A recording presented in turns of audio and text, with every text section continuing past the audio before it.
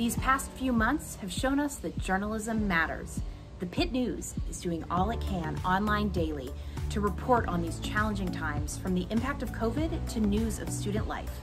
But now, the 110-year-old student newspaper at the University of Pittsburgh needs your help. So please take the next 90 seconds to listen to our appeal and join our alumni, readers, and friends in supporting the Pitt News. Newspaper advertising revenue began its decline more than a decade ago, as businesses chose to spend more of their dollars on social media and the internet, and less in traditional print newspapers and magazines.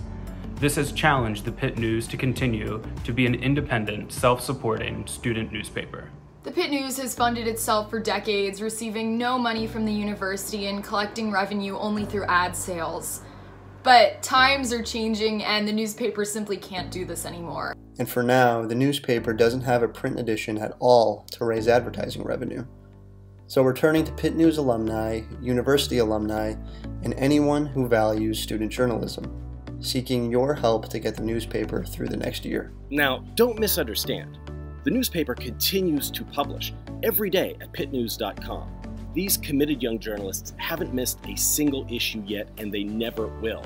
But online advertising earns only a small fraction of the money that the newspaper needs to cover its operating expenses.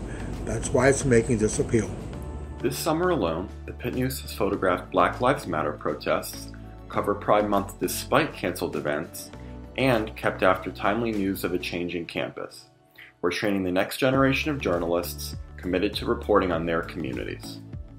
The newspaper also trains the world's future business leaders, who sell print and digital advertising, as well as a host of other products that help keep the newspaper as self-sustaining as possible.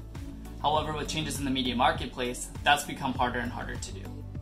This crowdfunding page will tell you more about our challenges and how you can support the Pitt News. So read it over and see what you'd like to sponsor.